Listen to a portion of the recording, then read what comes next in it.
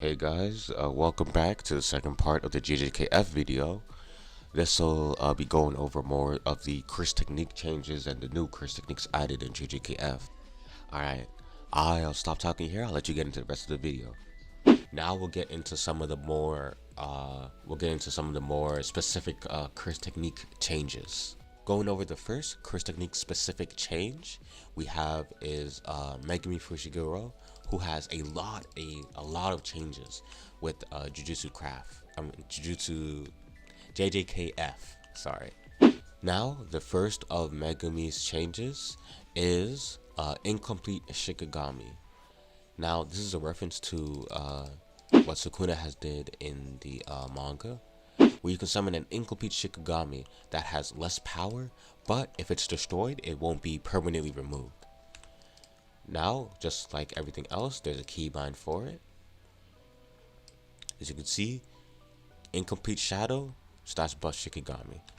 Now, if you have incomplete shadow on true, any Shikigami you summon will have half the health, but if they get destroyed, they won't be permanently removed from your kit. As you can see, all the Shikigami have this see-through outline effect to show that they are incomplete Shikigami. Now, something you can do in tandem with this is buff your Shikigami, so they can have similar levels of strength, but just be incomplete and you don't have to lose them. Of course, this takes cursed energy. All you have to do is press Shift and your incomplete Shikigami button, and you can buff your Shikigami up to 4 times.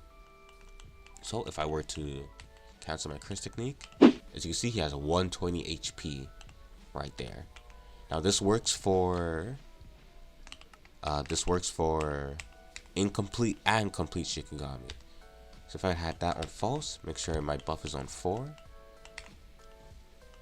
As you can see, 240 HP. So it's a 4 times buff for complete and incomplete Shikigami.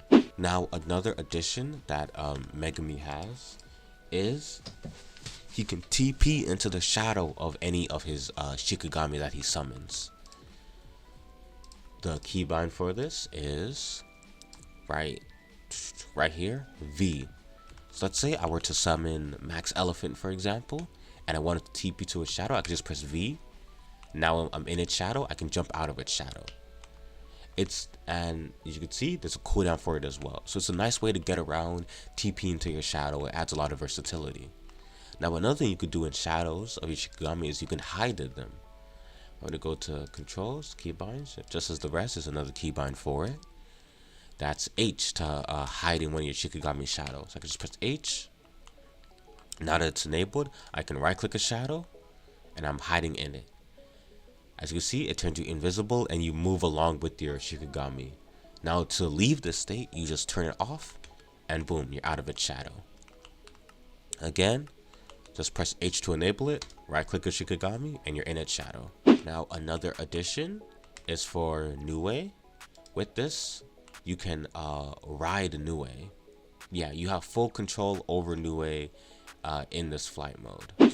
Now I wonder if you can ride a big Nue, because that would be, oh, you can ride big Nue. Okay. Imagine traveling around your world with this big Nue.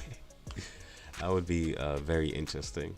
Alright, that's all of the additions for Nue. Going on to the next curse technique, that is going to be Okotsu's.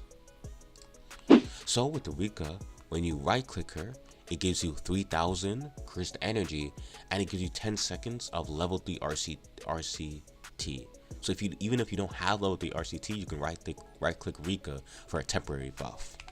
Just to show you, if I were to take away 5000 curse technique from myself and then I right click Rika, I get 3000 curse technique, 10 seconds of RCT level 3. For free. As you can see the effect, you don't have to spend any cursed energy to heal, and your name is said in chat by Rika. Of course, this has a cooldown of 5 minutes, so it has a 5-minute cooldown. Moving on to the next curse technique with a change, that's going to be Kashima's. Now Kashima can use a mini lightning strike without having to charge it up. Of course, charging up a lightning strike, then launching it is going to be way better than a mini lightning strike. But if you don't have the time and you need to attack somebody, like in this situation, I don't have the time to wait. I can just launch another lightning strike immediately. That's smaller, but it's still effective. And I like this addition. It adds a bit of variety to Kashima's playstyle.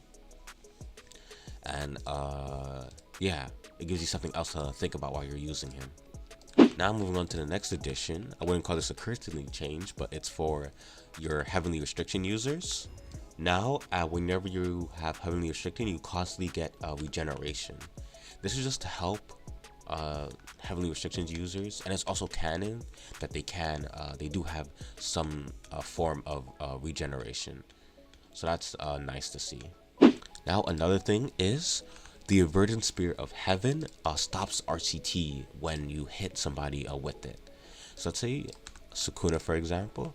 If I would hit Sukuna with this, as long as I'm hitting him, he can't RCT the damage. See, normally Sukuna would have healed all of this by now. As you can see, if I were to go to spawn another Sukuna and I would just hit him normally, he would instantly, start using RCT to heal up. Just like that. You see, using RCT again. But if I were to use a Verdant Spear, he can't use RCT to heal the damage. And it's also, of course, works for players. So if you're a heavenly restriction user and you pick up a Verdant Spear, fighting a Gojo or something, it's very nice to have. Or Sukuna stops their RCT, so you deal permanent damage to them. Super nice addition that again is manga accurate. I wish that was in the original mod, but it's not. So it is what it is. Glad it's in this add-on. This add-on is amazing so far. So many things being added to it every day. And Xiaopi himself is very active in the Discord. And fortunately enough, I got his help working on this video. So again, shout outs to him and thank you so much. Now, another change to a curse technique is Sukuna.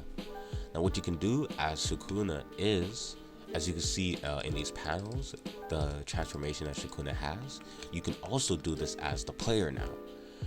All you have to do is do /perfect, and what this does is it gives you an extra bar of health, and it lets you use the world slash. Of course, it's not going to be as powerful as the NPC's world slash, and of course, oh, I love the icon for this, by the way. Such a perfect icon.